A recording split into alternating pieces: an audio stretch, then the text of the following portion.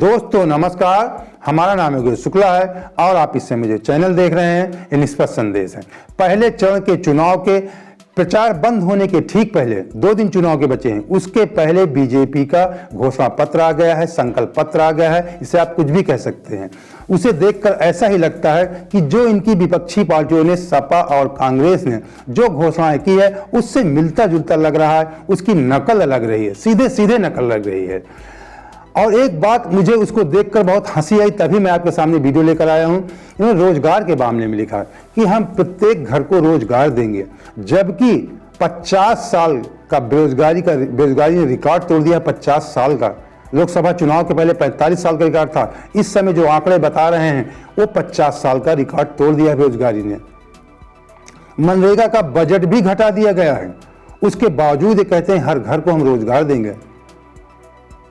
जो इन्होंने घोषणाएं किया बिजली के संबंध में, सेम सपा की नकल उन्होंने कहा। अभी जब 15 दिन पहले जब घोषणा योगी जी ने कहा था हम बिजली का बिल आधा कर दिया, किसानों को जनवरी से आधा कर दिया। अब आज अपने संकल्प पत्र में कह रहे हैं कि हम पूरा बिजली का बिल माफ, सिंचाई के जो किसानों की बिजली का बिल होता है, आता है, उससे हम फ्री करेंगे, सिंचाई की बिजली फ्री करेंगे, बिजली सिंचाई, जो अभी अखिलेश पहले कह चुके हैं। कांग्रेस भी आधा करने के लिए कह चुकी है। उसको अब ये भी कह रहे हैं कि सब आपको भी समझ में आया कि उनकी नकल है। अभी आपने 15 दिन पहले कहा था कि हम आधा करेंगे, अब आप भी कह रहे हैं कि बिजली का बिल हम जो सिंचाई मुफ्त देंगे किसानों को। इसके बाद कांग्रेस ने 3 मुफ्त सिलेंडर के बारे में कहा था, तीनों ने कहा कि हम दिवाली और होली एक सिलेंडर मुफ्त देंगे। सेम उनकी नकल लग गई विपक्षी पार्टियों की। जिन सरकारों ने गलत घोषणाएं करके सत्ता पक्ष में आए और घमंड दिखाया, उनकी सरकारें चली गई हैं, चाहे बसपा की रही हो, चाहे सपा की रही हो, चाहे भाजपा की रही हो, सबको जाना पड़ता, जाएंगी सरकारें। मैं बता रहा हूं, जिन लोगों ने गलत घोषणाएं की और जनता के साथ खिलवाड़ किया, आपने गुमराह किया, उनकी भावनाओं के साथ आप खेलते हैं, इसका खामियाजा आपको भुगतना पड़ेगा, चाहे जो पार्टी हो। मैं थोड़ा सा भी बेरोजगारी के मेरे पास आंकड़े मैं आपको दिखा रहा हूं, लेकिन उसके पहले मैं थोड़ा संक्षिप्त बता दूं कि सपा ने भी कुछ गलतियां, जो सन 2012 का जब चुनाव था, सपा ने बहुत सारी घोषणाएं अनाप शनाप कर दिया था। उन्होंने रोजगार के मामले को ठीक किया, लैपटॉप भी बांटा, बगैर किसी भेदभाव के बांटा, इससे इंकार नहीं किया जा सकता। रोजगार भी निकाला, प्रतिवर्ष शिक्षक भर्ती निकाला, पुलिस भर्ती, सारी भर्ती उन्होंने निकाला, इससे इंकार नहीं किया जा सकता। लेकिन कुछ उन्होंने झूठी घोषणाएं भी की थी। उन झूठी घोषणाओं की वजह से इनकी सरकार सपा की चली गई थी। जैसे किसानों के मामले में उन्होंने कहा था कि हम सिंचाई फ्री कर देंगे, लेकिन थोड़ा गुमराह किया था, ढोलमोल किया था। सिंचाई फ्री कर दी, नहीं बताया था कौन सी सिंचाई फ्री करेंगे। लोगों ने सोचा कि बिजली की सिंचाई फ्री हो जाएगी, लेकिन बाद में पता लगा कि वो कोई उनसे सींचता भी नहीं है कि नहर की सिंचाई है, ये सिंचाई, वो इधर उधर की फालतू की बातें में लोगों को 5 साल घुमा दिया गया। किसान इनसे नाराज हुए, इनकी सत्ता चली गई। एक शब्द इन्होंने और कहा था सपा वालों ने 2012 में कि हम किसानों का 50,000 तक का कर्जा माफ करेंगे। बाद में इन्होंने झूठ बोला, इन्होंने कहा कि वो सारे किसानों का नहीं है जो भूमि विकास बैंक से जिन लोगों ने लोन लिया है। भूमि विकास बैंक से मैं मित्रों आपको बता दूं, बहुत कम लोग ऋण लेते हैं। ज्यादातर जो बड़े बैंक है, ग्रामीण बैंक, स्टेट बड़ौदा, इन लोगों से लोगों की सीसी बनी होती है, उन्हें ही विशेषकर लोन कहा जाता है। आजकल किसी अधिकांश किसान बनवाए होते हैं। तो उन्होंने उसमें एक लोन वाले मामले में, एक सिंचाई मामले में झूठ कहा था, लोगों को गुमराह किया, किसानों को फायदा नहीं हुआ, इसीलिए इनकी सरकार चली गई थी। लेकिन रोजगार के मामले में कुछ हद तक ही ठीक थे और कुछ विकास के मामले में भी ठीक थे। सोच इनकी ठीक थी। खैर, सत्ता के आने के लिए इन्होंने कुछ झूठा वादा किया, उसका इन्होंने खामियाजा भुगता, इनकी सरकार गई। बीजेपी सरकार ने बहुत सारे झूठे वादे किया, आप सब पता है। वर्तमान में सरकार है, प्रेजेंट में, आप सबको याद है कि रोजगार के मामले में जो सदैव धमकी देते रहे योगी जी कि अगर कोई मांग करता था इनके रैली में, कोई झंडा दिखाता, कहते तुरंत झंडा नीचे कर दो, सदैव के लिए बेरोजगार कर दिए जाओगे। ऐसी भाषा बोलते थे, आवाज कर रहे कि हम हर घर को रोजगार देंगे। सारी वैकेंसियां खाली पड़ी हैं, भर नहीं रहे हैं। शिक्षक की एक भर्ती नहीं किया, अब कहते हैं हमने शिक्षक के 1.5 लाख 1.25 लाख भर्ती कर दिया। अरे शिक्षा मित्रों की भर्ती आपने छिनाया, जो सुप्रीम कोर्ट से उनकी नौकरी गई थी, उसे आपने 2 शिफ्ट में पूरा किया, 68,500, 69,000, उसे आप भर नहीं पाए। उसमें भी 22,000 पद खाली पड़े हैं। अभी भी 68,000 का मुद्दा खत्म नहीं, आज भी लोग भर्ती हो रहे, तमाम कोर्ट से ऑर्डर लेके आ रहे हैं, और उनको ऑर्डर आने के बाद भी आप घुमा रहे हैं। जो मुझे जानकारी, कुछ तमाम बच्चे थे, उनका कुछ मामला था, 140 ऐसे आसपास के बच्चे थे जो पिछले साल उनको कोर्ट ऑर्डर देंगे, जो नियुक्ति दी जाए उनको इस वर्ष दी गई। अभी प्रेजेंट टाइप उदाहरण मैं आपको बता रहा हूं। 25 अगस्त को 69 शिक्षक भर्ती में उत्तर कुंजी का ऑर्डर डबल बेंच से आया इलाहाबाद हाईकोर्ट से कि इनको नियुक्ति दी जाए, 1 नंबर इनका बढ़ाया गया है, ये बच्चे पास हो गए हैं, जो मेरिट में आ रहे इनको नियुक्ति दी जाए सरकार के द्वारा। आज तक 5.5 महीने हो रहे हैं, उन बच्चों को नियुक्ति नहीं दी गई है तानाशाही की वजह से। मैं दर बच्चे भटक रहे, आज भी भटक रहे, मैं आपको बता रहा हूं। अधिकारी के पास जा रहे हैं, मंत्री के पास जा रहे हैं कि कोई ऐसा व्यक्ति सत्ता पक्ष का नहीं है जिसके पास ये बच्चे ना गए हों। मुख्यमंत्री से कई बार कहा कि सर हमें नियुक्ति दिलाइए, बस कहते देख लीजिए, बगल वाले अधिकारी को बोल देते हैं पिए गए इधर देख लेना, लेकिन कोई नहीं देखता। ये मुख्य सचिव से मिले, जो प्रमुख सचिव है शिक्षा बेसिक शिक्षा, दीपक कुमार से मिले, और सारे विभाग के PNP, ऐसे सारा मतलब बच्चे थक गए, हार गए, निराश होकर घर में बैठ गए। चुनाव हो रहा है, उनकी कोई सुनने वाला, किसी ने नियुक्ति नहीं दिया। ये तानाशाही है। 68,500 अच्छा घोटाला हुआ, क्या क्या नहीं हुआ। 12,460 कुछ बच्चे तमाम बैठे हैं अभी, उनको नियुक्ति नहीं मिली है। मेरे पास सारे आंकड़े, सब मुझे संपर्क में उनके संबंध में वीडियो बनाता हूं। और SI ट्रेनिंग के तमाम अभ्यर्थी बैठे, उनका मैंने वीडियो बनाया था अभी 3 महीने पहले। ट्रेनिंग करने के बाद नियुक्ति नहीं दी जाती है। आप कहते हैं हर घर को हम रोजगार देंगे। तमाम जब भी बच्चों ने आवाज उठाया, आपने लठ बजाया, लखनऊ में खदेड़ कर, कौन नहीं जानता पूरा प्रदेश, जब भी भर्तियों की मांग की गई आपने कोई भर्ती नहीं निकाला और कहते हर घर को रोजगार देंगे। रोजगार की मांग करते हैं लोग, आप लठ चलाते हैं। तो मुझे जब मैं लाइन पढ़ा कि हर घर को, मुझे हंसी आई, तभी तुम्हें लगा कि इसमें वीडियो बनाना चाहिए। ये मुझे बिल्कुल मजाक लगा, युवाओं के साथ भद्दा मजाक लगा कि रोजगार की आप बात मत करिए, सारी बात करिए, जो भी झूठे वादे करने हैं आप सब, कि आप जो कर रहे हैं एक दूसरे की नकल आप करिए, लेकिन रोजगार के मामले में आप फेल हैं। 50 साल का रिकॉर्ड टूट गया है बेरोजगारी का।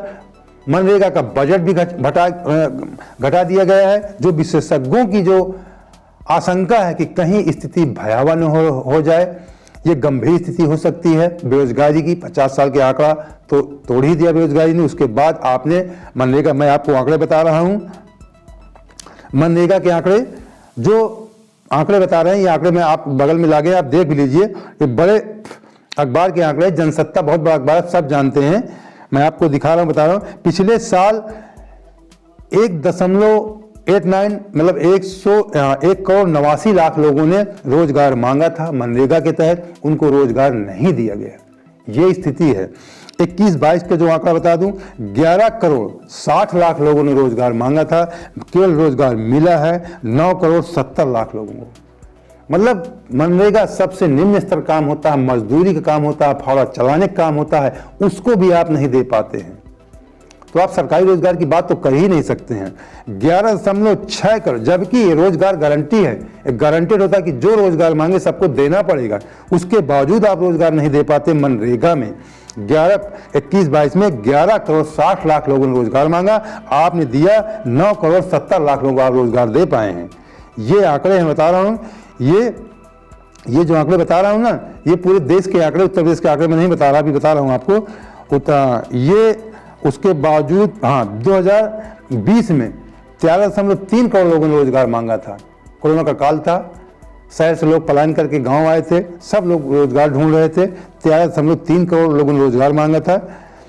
इसके बाद 2022 में ये आंकड़ा जो है आप 2022 में 25% मनरेगा का बजट घटा दिया गया है।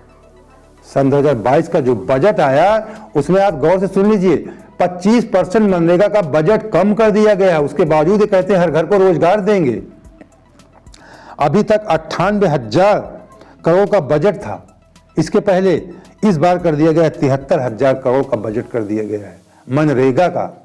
मैं बता रहा हूं, ये बेरोजगारी के आंकड़े हैं। बिहार, सारे राज्यों को आप लगा देख लीजिए, क्योंकि 1-2 राज्य, खास राज्य में उनको बता रहा हूं कितने लोगों ने मांगा, कितने लोगों को रोजगार मिला।